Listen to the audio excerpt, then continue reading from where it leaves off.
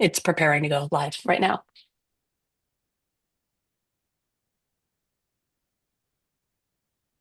And then I will start the webinar.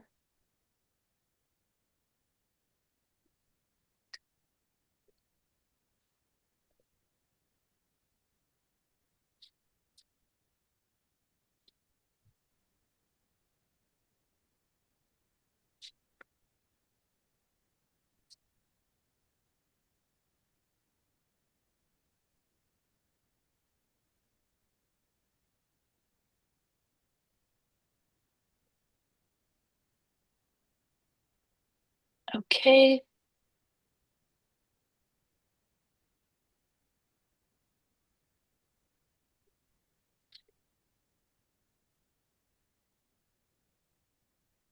All right, hello everybody. Welcome.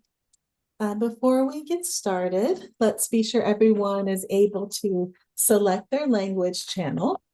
The options available for this session are English, Spanish, or original audio, if you would like to hear the audio without interpretation.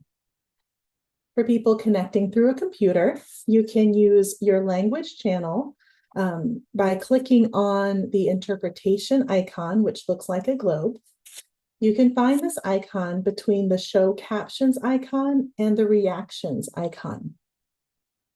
For people connecting with a mobile device, you can choose your language channel by selecting the More option, then Interpretations, then selecting your language from the available options. We extend so much gratitude to our interpreters today. We also have live captioning available that can be accessed by clicking on the multimedia viewer box on the right of your screen. Here are some additional troubleshooting tips about the Zoom platform. If you get disconnected from today's session at any point, please re-enter the session using the original webinar link that was emailed to you. If the sound is unclear, it is likely due to an unstable internet connection. If this happens to you, feel free to call in for a better audio connection.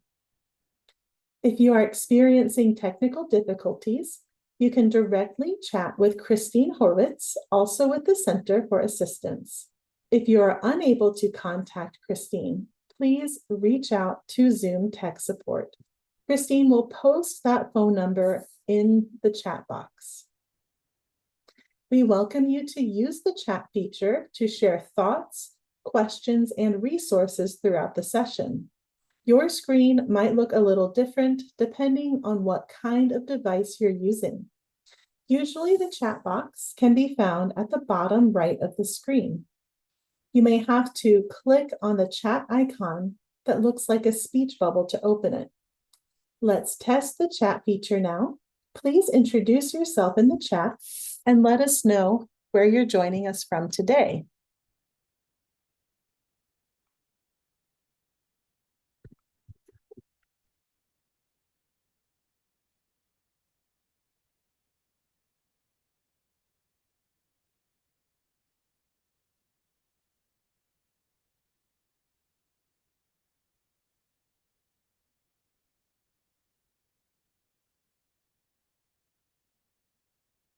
Welcome, everybody. Seeing some good responses coming in from a lot of different places.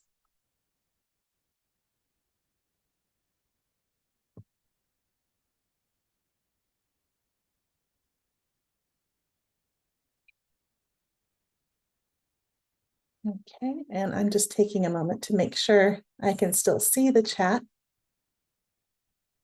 while everyone is sharing where you're from. All over the country, it looks like. Some more people from Chicago. I'm joining us today from Phoenix.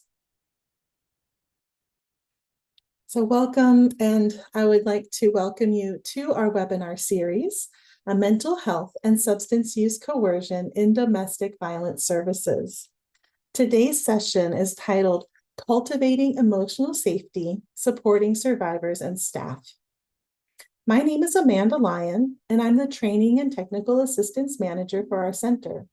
and today's session will be presented by Kathy Cave, our Senior Training and Technical Assistance Consultant. Our center is headquartered in Chicago, the unceded homelands of the Council of the Three Fires, the Odawa, Ojibwe, and Potawatomi nations. We invite each person to learn about the land you are connected to. One resource to get started is the website native-land.ca. And now I'll turn it over to Kathy Cave for our presentation. Thank you so much. Welcome, everyone. I'm so pleased to be here with all of you, and thanks for joining. And please go ahead to the next slide. So our National Center on Domestic Violence, Trauma, and Mental Health is centered in the work to address gender-based violence, and we've been here to do this work for a long time. We are recently celebrated our 25th anniversary, and are just thinking lots about how we continue these conversations. We provide training and technical assistance, research and evaluation. We offer policy development and policy analysis, and we focus on public awareness. So in all of the things that we do, really centering survivors' needs and survivor choices in all the ways that we possibly can. So thank you. And next slide, please. In this conversation today, we will be talking about the impacts of intimate partner violence and trauma, and the intersection of all of those pieces, all of those things that impact us as we work, that impact survivors, and the ways that people are impacted differently. And so our focus today is really on creating a sense of emotional safety and being able to offer that to each other as we work.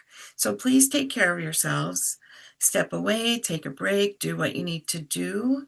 We have just under an hour together today, and hoping to share some information that benefits each and every one of you, but also recognizing how important it is to take good care of yourselves, to tend to your own needs, and be as present as you can for our conversation today.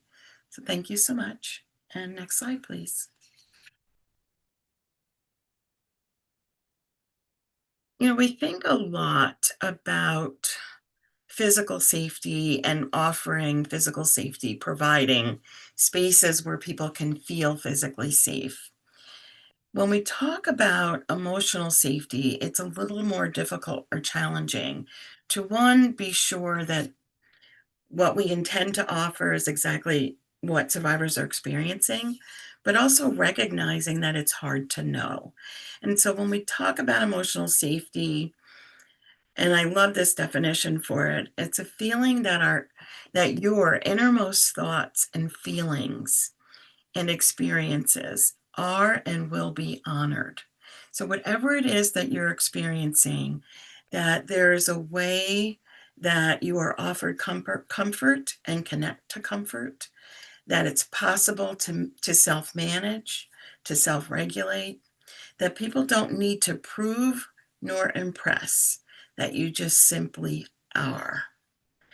And I think when we offer those services and supports to survivors, when we offer our advocacy, we have this intention that, you are who you are and how you are is welcome.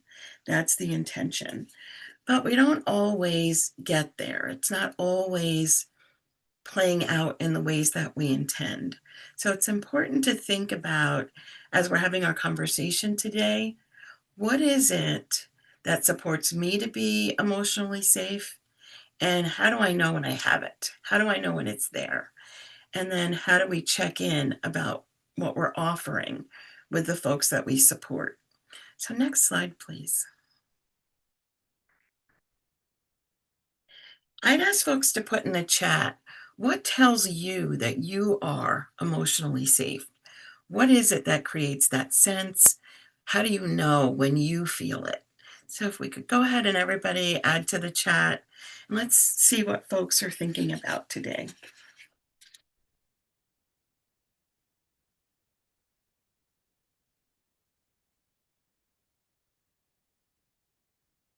Love that. Got some responses coming in. When I don't feel fear, eye contact, active listening, human kindness, empathy, trust is felt. There's a gut feeling, happiness, no fear. Oh, they're coming in fast now. When I can talk to someone and they listen to hear, not just to respond.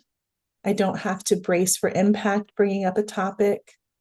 When I feel grounded, when I feel I am able to plan for the future, empathy, relaxed, process emotion without judgment, peaceful environments, empathy, active listening, humility, understanding and support. I don't feel uneasy or anxiety. I can relax. Instinct, comfort, an even tone of voice.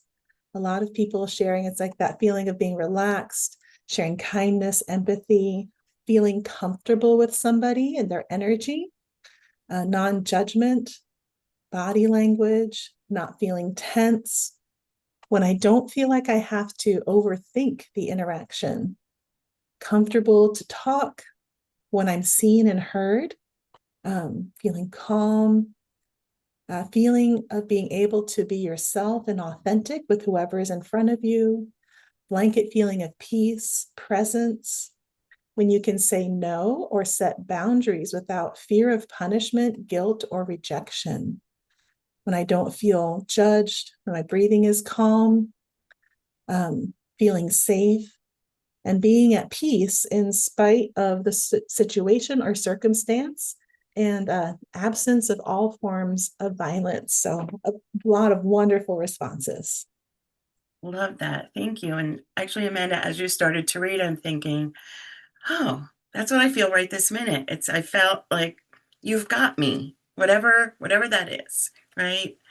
And so we each describe this in so many ways, and all of the things that you all are sharing are incredibly important.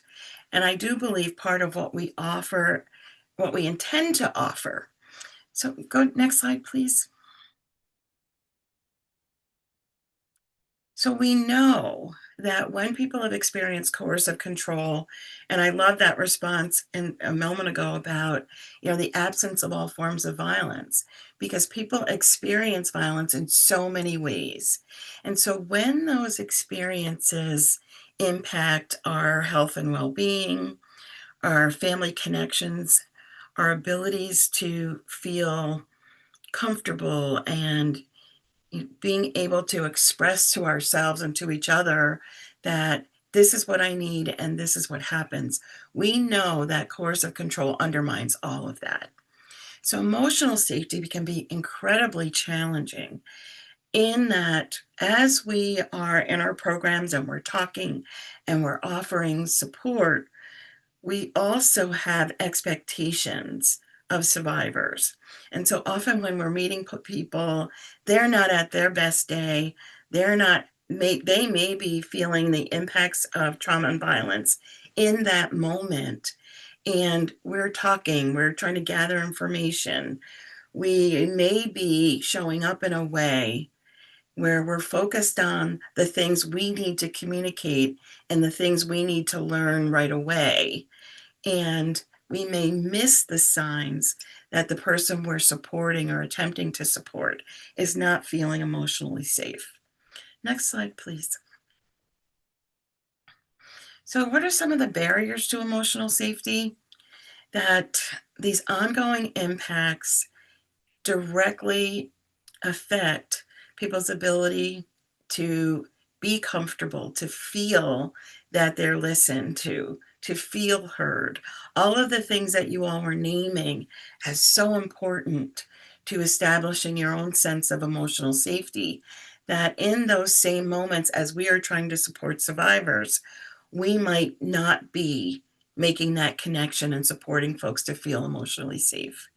So the things that we are trying to do don't always land because of trauma. They don't always land because people might not be emotionally safe with us.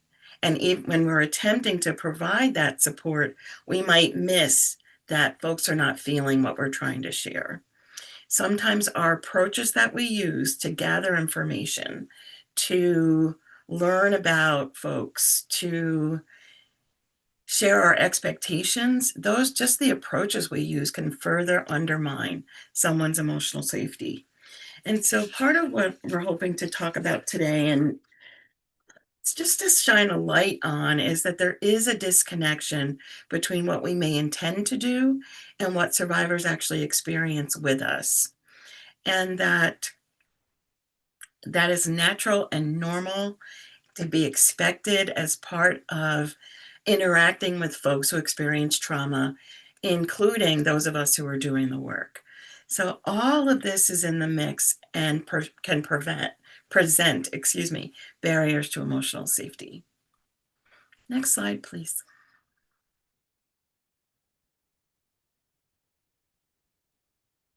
For us who are doing the work, what's coming up for us as we work is that we are sometimes not able to meet people where they really are.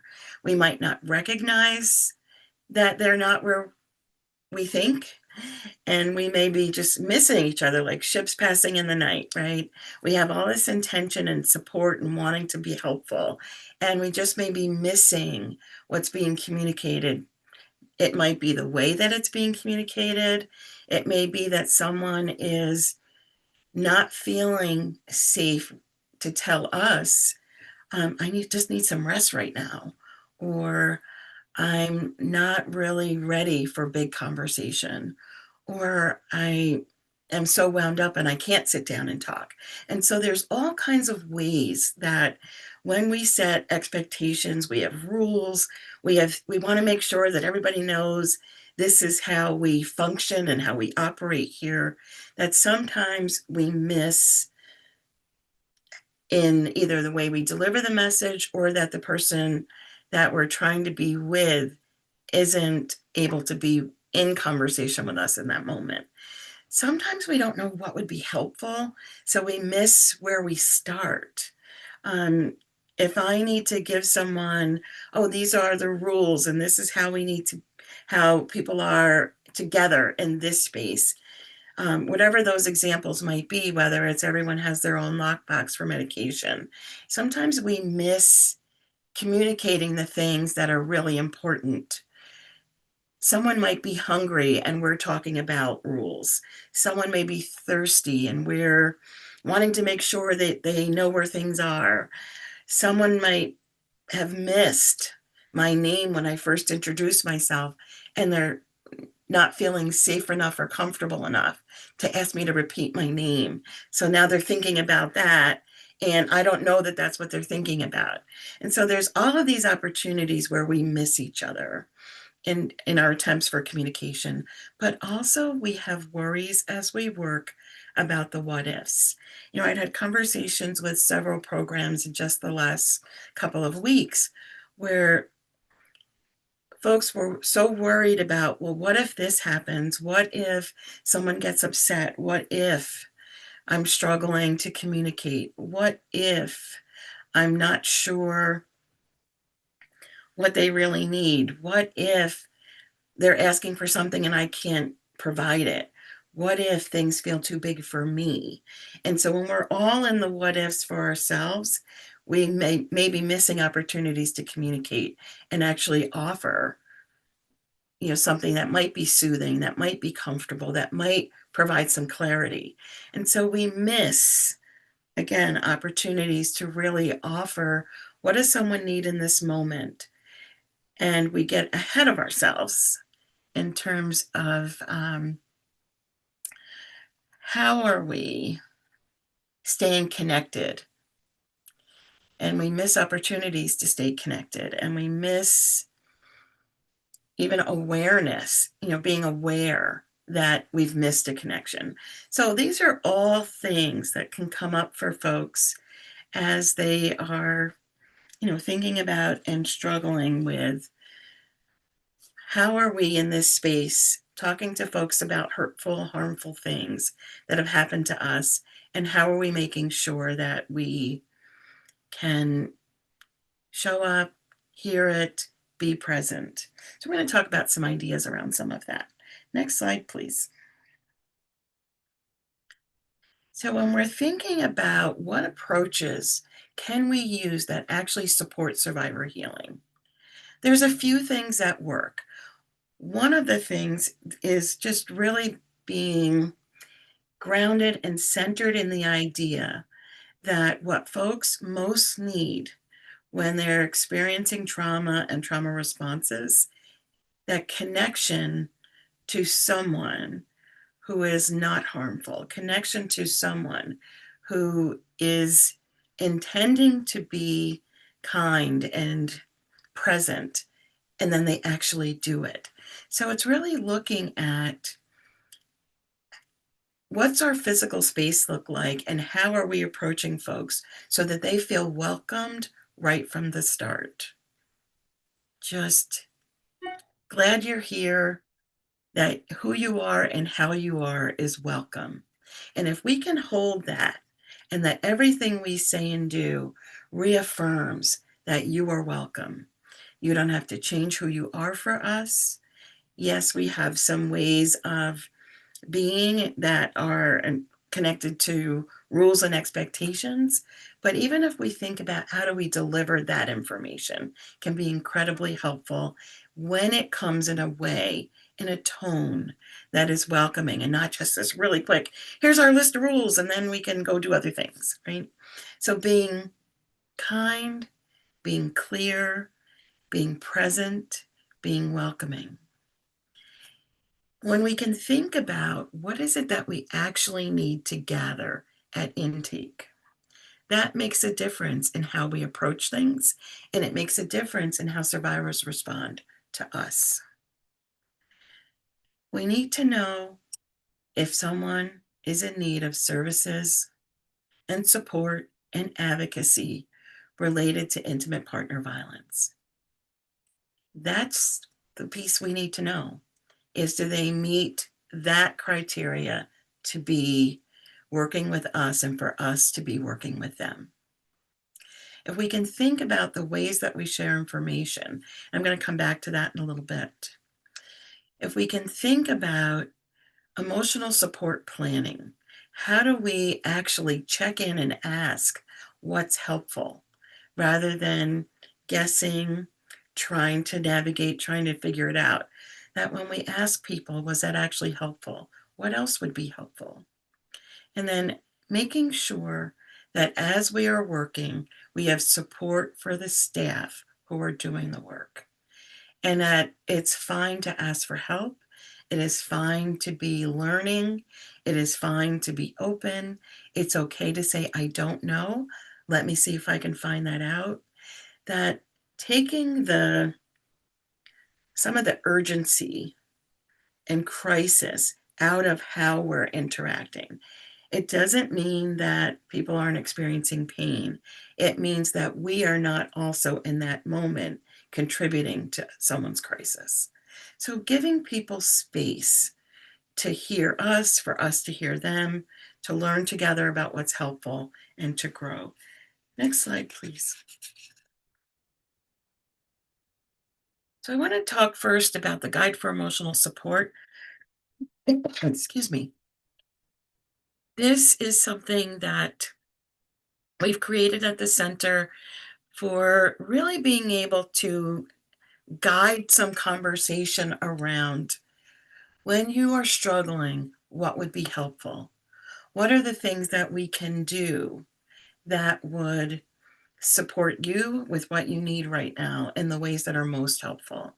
And as staff, it may be something new for us as programs are embracing this over the last couple of years, but it's really helpful as a tool to use that reminds us, oh, let's check in directly with survivors about those things. Let's not guess. Let's check right in.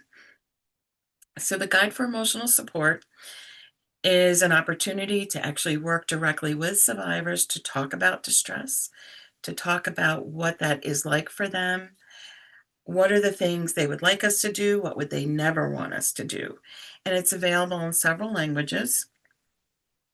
And to really think about how we can start these conversation and guide it. So I want to make sure that folks know this exists, and I'm also going to share the final page is an emotional support plan, and then we offer some guidance on how to actually have the conversation, and there's samples. So those are the things that we will do during our time together today.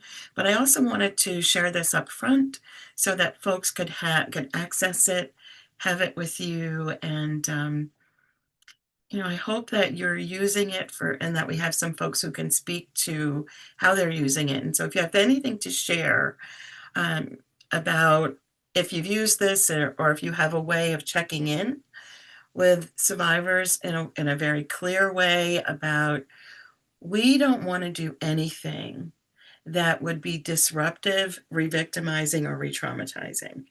And so if you have ways of doing that and really exploring with folks what would be helpful, what do you not want us to do, to keep our conversation right from the beginning as survivor driven as we possibly can, please share that in the chat.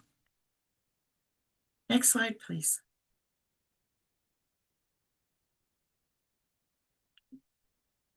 So when we are thinking about how do we support healing?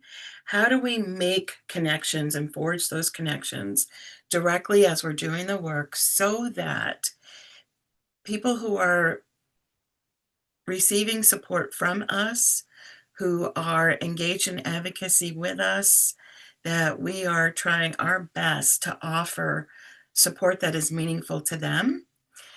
We know that supporting healing means thinking about welcoming, belonging, and connection.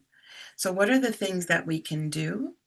And I would also, again, welcome folks to put in the chat, if you have a way of doing this that feels good to you, that you feel is successful, that we focus on belonging, welcoming, and connection, that supports survivor healing, that supports creating an organization where being healing centered is right at the top of our values list. Next slide, please.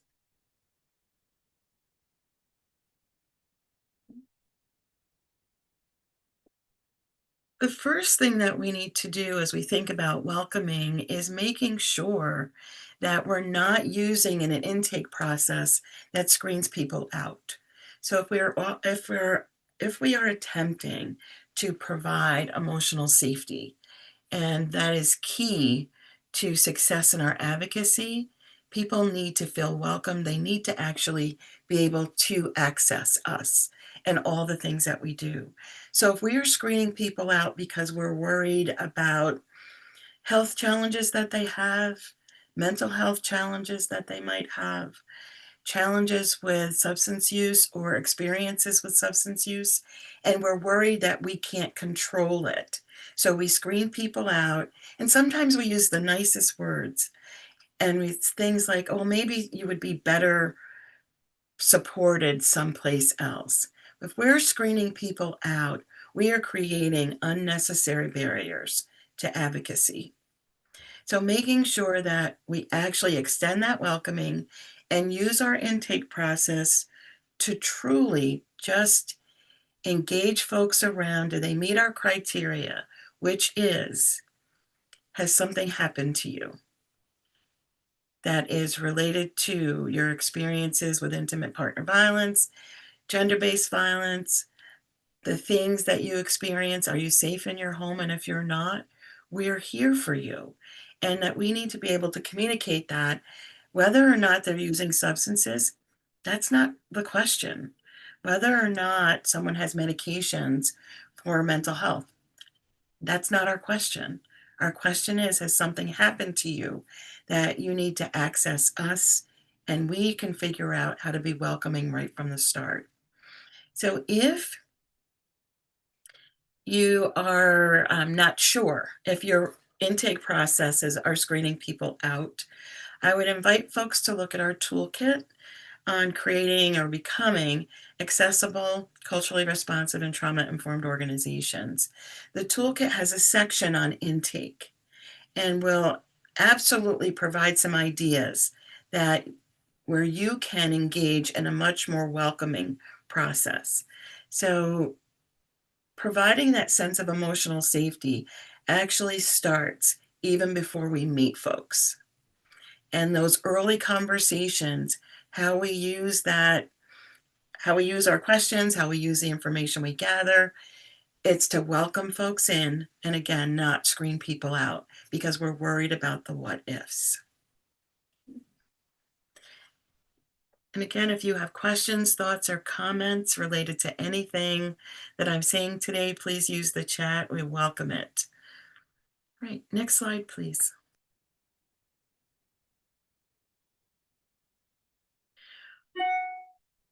One of the ways that we consistently can demonstrate that welcoming is once people are with us, making sure we offer conversation about the things that we have available to anyone who is with us. It's important to share information to let people know that it's okay if you don't remember things right now. There's a lot going on.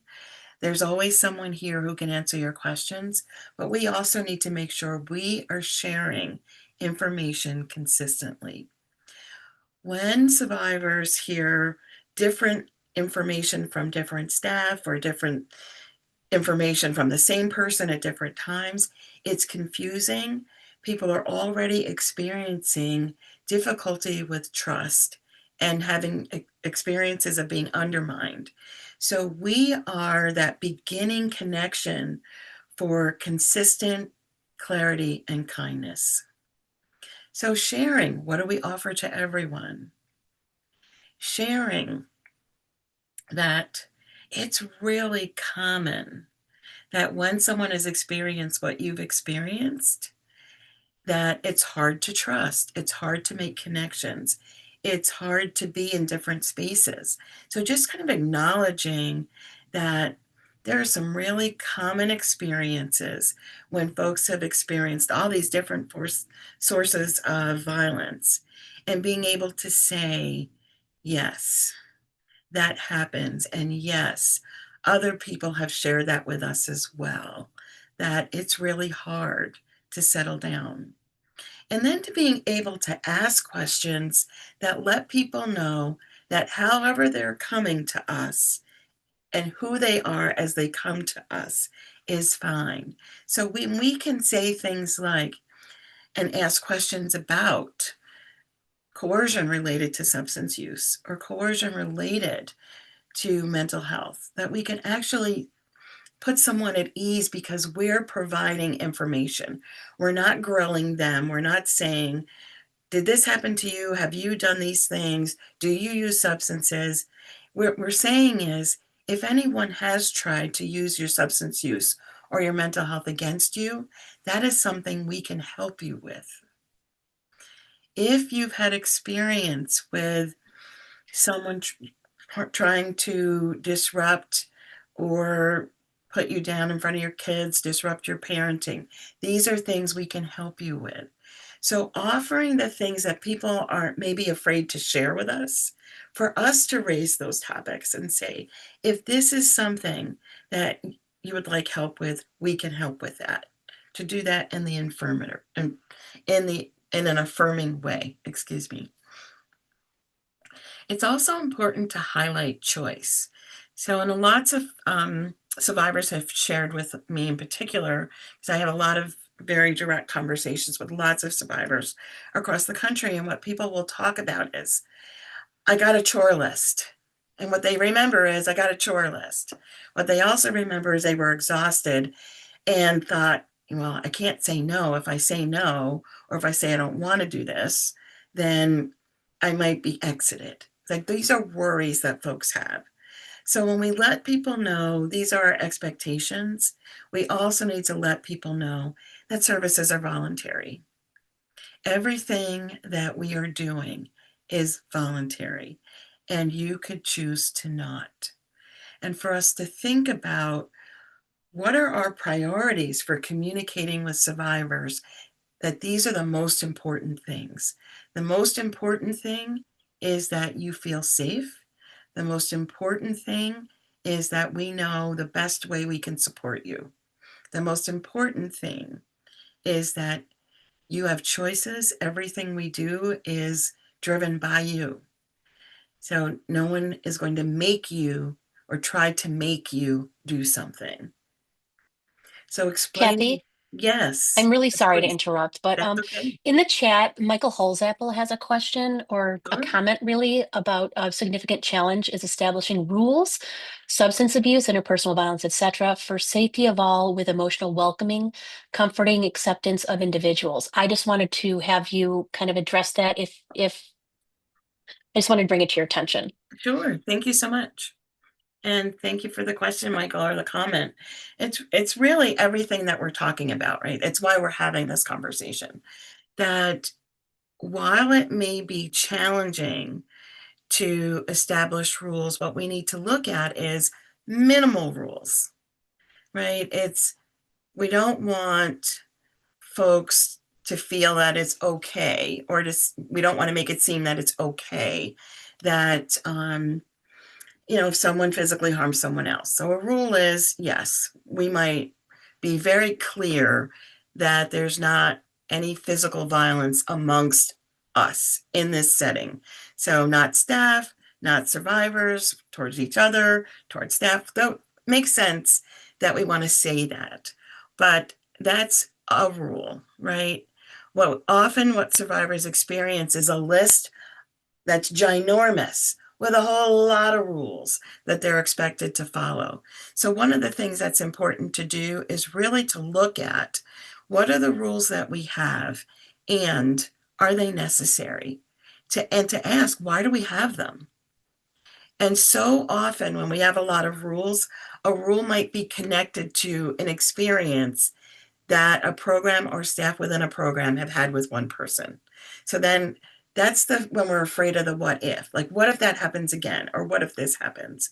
So if we can think about what rules are helpful to do is to provide guidelines for how we are in relationship with one another in this setting. And what are the priorities for every program to think about in terms of how do we want to be in relationship with one another? And so when programs have done a look at rules reduction, it's been amazing that they've found that so many of the rules that we have are to provide a sense of emotional safety for us as we work. And they might be unclear. They might be something that has not happened. It might be something that is if we look at the source of why we have a rule, it might be that something we're doing is invading the privacy of survivors. And so we might get pushback around some of those things. And so these are some thoughts around, again, how do we focus on welcoming? How do we look at, if you haven't taken a look at your rules lately, I would just offer that that's a great exercise for staff to do together. It is so helpful to really review, why do we have this? And so often the response is, well, we had that rule because we've always had that rule, but do we need it? And so how does this guide how we want to be in relationship with one another? If we offer information consistently, then we are being more responsive to the idea that so many survivors, because of their experiences with violence, are having a hard time with trust. When I can't, as a survivor, trust someone, I'm going to be more on guard, more alert, more worried about what I might experience and less trusting for sure. So when we're consistent, when we offer and lead from a place of here's some information about experience, then that gets out in front of the long list of rules in ways that are that are more helpful. This is what we can do, this versus this is what we don't want you to do. It's a very different kind of conversation that sometimes trauma does that. It disrupts our abilities to regulate our emotions, to stay clear about what we need and how we're communicating. Trauma disrupts all of those things. So being able to pay attention to what other kinds of disruption might trauma be causing and being able to talk with people about those experiences. Let's go a little bit further. Go ahead to the next slide. Kathy, let me just share one more comment in the Yeah, chat from sure. Brittany Thank you. about rules. And she says, why do we have them? Led to a lot of revealing of a power-based leadership in the shelter. The previous manager set many rules because of the way they wanted things to work. Great comment. Love it. It's amazing. Thank you for sharing that, right? That is amazing. And that's an example of why that rule review can be so helpful. And then again, not presenting someone you've just met with a long list of rules to manage behavior and really looking at what gets unearthed when we really talk about power and how power is being used within our settings. So making sure that the rules we do have and the policies we do have are in alignment with existing laws and requirements that are around voluntary services. So depending, we've got guidance from our funders about what voluntary services are. And our funders also have resources for when we're having conversations with them and they're doing monitoring visits with checking in around how are those voluntary services being honored? How are survivors' agency and autonomy being honored? And so it's not just on the training end, but it's also on the monitoring end of really being able to look at welcoming, connection, relationship, and what we expect. So letting folks know, just as an example, if you have questions, if anything else is coming up for you, this is who's going to be working today. So actually naming staff, this is, you can ask anyone anything, but also to say, we can talk more after you get settled, rather than continuing to look for opportunities that screen people out. So sometimes when we learn about substance use and we learn about mental health, we start to think about, oh, is this the right setting? Yes, we are the right setting. It's up to us to make sure that we are. Next slide, please. A bit more about sharing some common experiences. Other people have shared, people that we have supported in the past have shared, finding ways to start those conversations where you're letting folks know that they're welcome and that if you're upset, that's okay. It makes sense that you'd be upset given what you've experienced, right? If you need to rest, we can talk later. If you're concerned about any of the things, we can talk more about that. If you have medication, as an example, if you'd like help from us to either help you manage it or to advocate with you for, if you are thinking that something isn't working as well, we can help you and support you with that. So again, it's naming the things that might signal that, oh, this is a worry, and saying, no, this is not a worry. This is how we're here to help. These are the things that we can offer. Okay, next slide, please.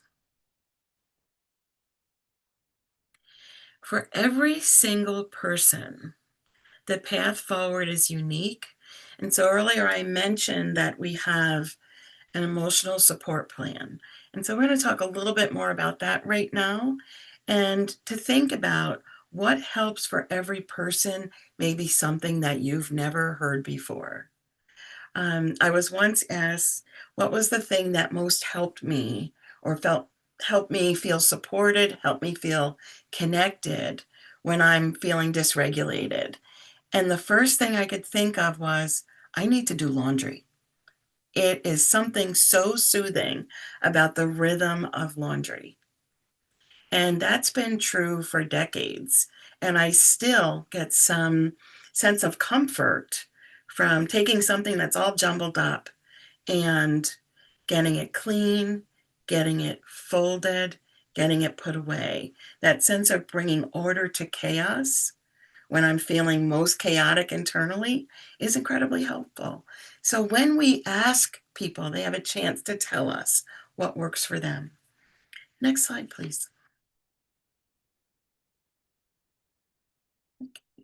So the self-directed emotional support plan in that guide for emotional support that I mentioned earlier, it's the last page.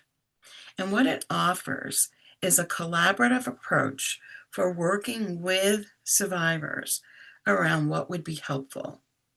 It's hearing from them directly. We're not guessing, we're not editing, we're asking them very direct questions. And if they're willing to share that, then making sure we make note of it so that we can remind each other. And also when people are feeling overwhelmed, that's what we offer to them first. This process helps to support them in identifying their choice, their desires, their wishes, that it notably establishes that they are in control of what helps them, helps build trust for others, helps build connection, and provides clear direction to those of us who want to be supportive about what is actually helpful in the moment. And so those are things that we can offer first. It doesn't mean that it's going to be an instant, okay, everything's all better now. I'm not upset anymore. I'm not overwhelmed anymore. But it is a way to offer people, I heard what you said, and what if we try this? Because this is something that has been helpful to you in the past.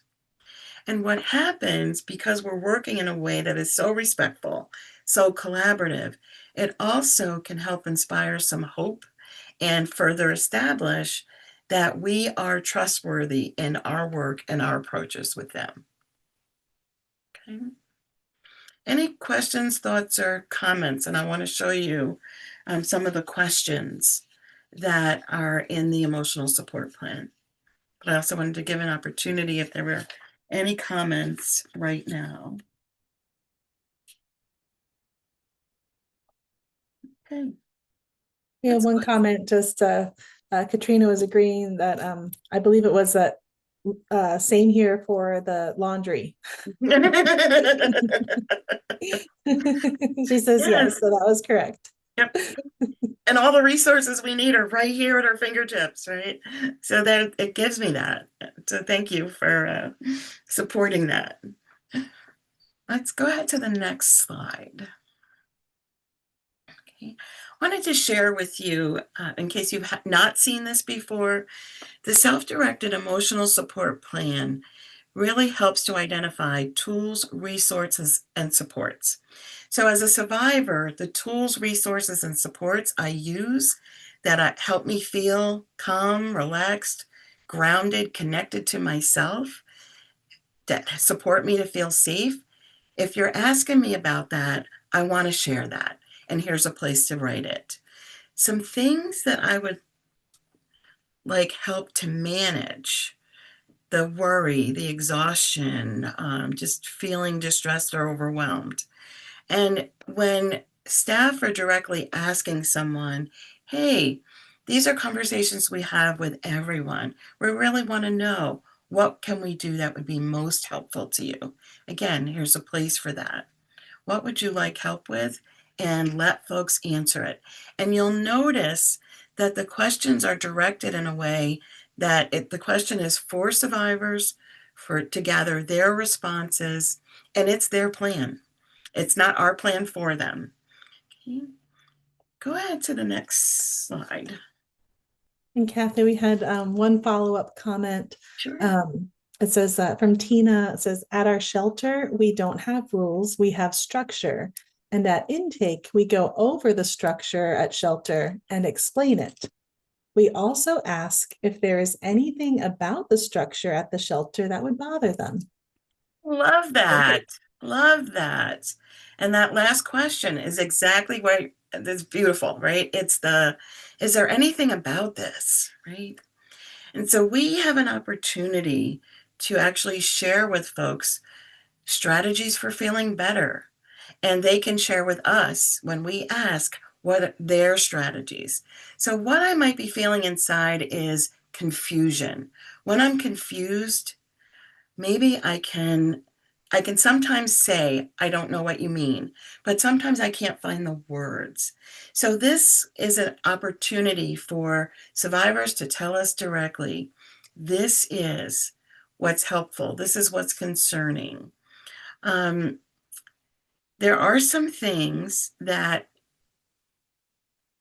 in our advocacy, we are able to offer and let folks know that they matter and that there are strategies for feeling better. And this is a way of offering that very early on in our conversations. But let's say that we haven't had a chance to have that conversation yet because the person was resting or needed a moment. We can do this today, we can do it tomorrow. We can always check in to say, I wanted to have for us to have a conversation about what's what helps you feel better when you're not feeling great, and giving people opportunities to tell us that. And again, my favorite of all of these things I don't want others to do. If I can't say no, then how much value does my yes really have? So it's really important for folks to be able to say to us, yeah, no, I don't want to be touched if I'm crying, or I need someplace quiet, or if I ask for help, sometimes I just need a minute. Sometimes it takes me longer, and what would be helpful. So finding from folks what is actually helpful to them. Questions or comments? We have a question in the chat that says, what can you suggest about clients' exit date from the shelter when they have not met with an advocate and request to stay longer?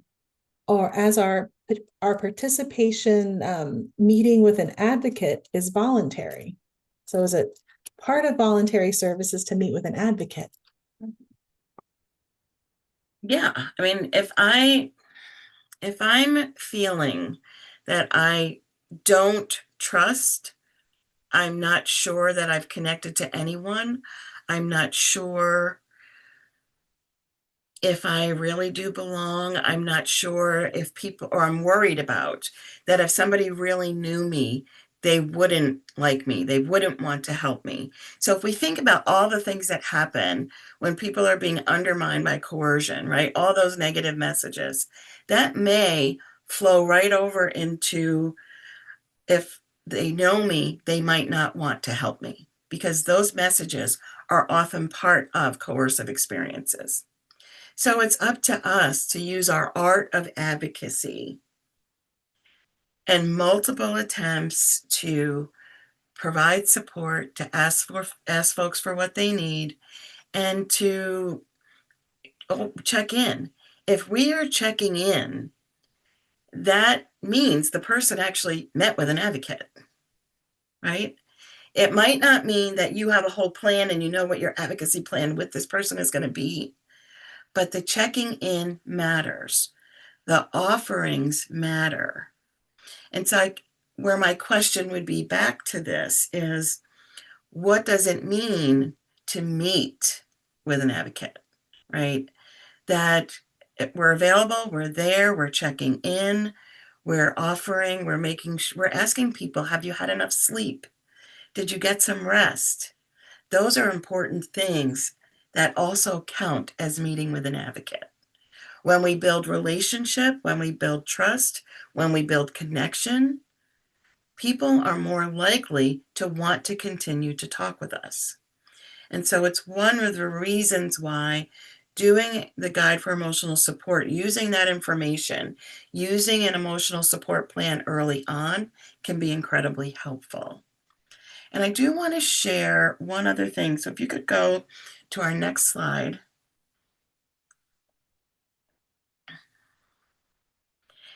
Not attending to staff's needs.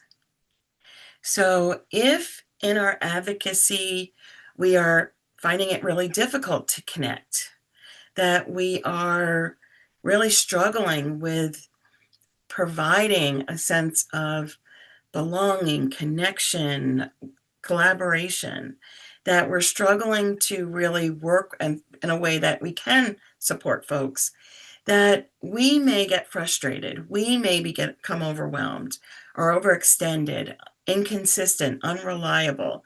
We lose touch with our empathy. We can be uncomfortable in our roles.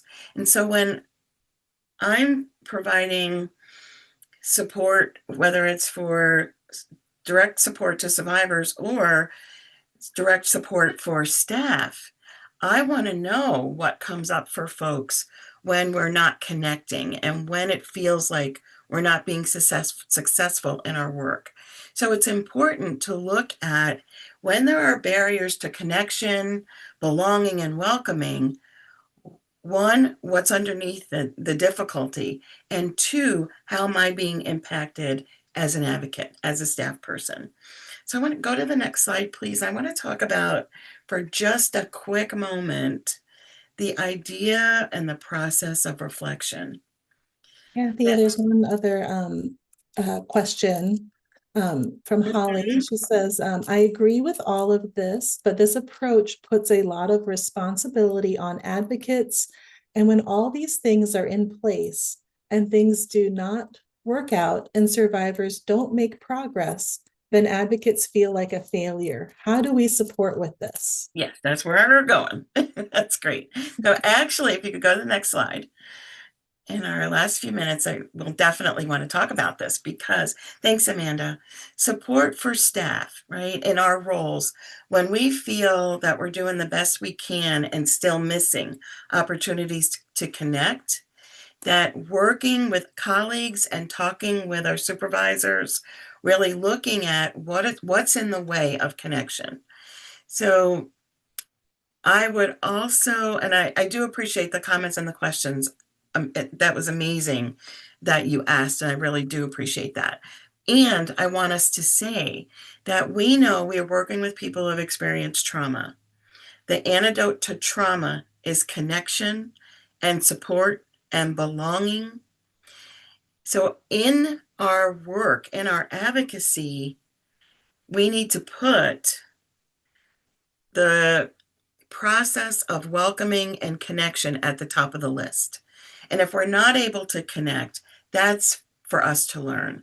So we're still saying our advocacy is absolutely important. One of the things we need to bring to our advocacy is recognition of trauma, the importance of connection and belonging. And that the other piece I just wanted to highlight is that survivor driven means survivor driven. It's what survivors want for themselves. And so a caution about how are we judging progress? Like, whose progress is it? So when survivors are sharing with us, these are ways to help me, support me when I'm overwhelmed. We know folks are getting overwhelmed now. Best to hear from the person who's feeling the overwhelm, what would be helpful. So for staff to have support around a conversation with, again, with colleagues, other advocates, with other staff in other roles, and with supervision around just exploring what happened, what came up for me as it was happening, and then to get someone else's perspective, whether that's a colleague or a supervisor, to really like talk through what are the barriers to advocates and survivors connecting. And so there's a process to talk about it. And the last step of the process is to really think about, next time I feel this way or next time I experience this, What can I try differently? So none of us has to do a hard thing alone. We have support for each other in the work that we do. And there is a tip sheet on the guide on a tip sheet on this reflection process to support advocates, to support all staff. And I'm reaching some barriers here in being whether it's discomfort with being survivor-centered or other things. And so as we're wrapping up, if we could go to the next slide, and I know, Amanda, you have some things to share as we close out. We want to be trustworthy resources for connection, hope, and healing. And what that means is getting comfortable that when we need help, we ask for help, that we focus on belonging, connection, and what is survivor driven. And that we're thinking about whose progress is it, whose safety is it, whose experience is it, and then making sure we can support each other to meet survivors where they really are. Thank you all so much. And Amanda, if you want to do the closeout, that'd be great. Sure. Thank you, everybody. We invite you again to join us for our final session with Kathy and myself in March. And just so you know, we have several resources that will be linked in the slides that you can explore. And let's see, I want to just really thank everyone who's been able to attend today. We had a wonderful session, and we are really grateful to our interpreters and our team who offered support. Please click on the survey link provided in the chat and let us know what worked and how we did today. Christine just put that link in the chat. So within the next week or so, we will send you all a follow-up email with a link to the recording of today's webinar. You will also receive certificates of attendance for your time today and a link to an evaluation for the webinar. Thanks again, and we hope you have a wonderful afternoon. Again, please stay connected to us. We invite you to sign up for our newsletter, and we will send out information about any upcoming trainings and new resources once a month.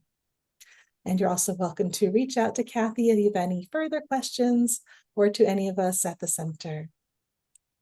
Thank you. And I will just say, Kathy, there are a lot of people saying thank you in the chat. And then maybe Christine, if you could share the survey link again. Some people missed it with all the thank yous that came in. Yeah, thank you. We hope everybody has a great day. And I'm sorry we didn't get a chance to respond to everyone's questions. I'll say this one thought from Katrina. A thought is, at the end of the day, we can help remind the team that we have done our part and best. And sometimes progress is not entirely within our control. We give them options and choices on their own path forward as well. So I think that's a lovely thought. Love that. Yeah. Thanks so much, everyone. Thank you, everybody. Okay. I apologize, everyone. I was sending the survey link just to the hosts and panelists and not to everyone. My apologies. There's the link. Hopefully you all have it now. And that link will go out with the email follow-up. And I will mention any of you who are concerned about substance use in shelters. On our website, under the resources section, we have a page on substance use in DV shelters. Our center has done a lot of work around how to support survivors using substances in shelters and what that can look like. So I'm sorry, it was a little beyond our scope today with all the information Kathy was presenting, but we do have several resources and trainings available on our website already.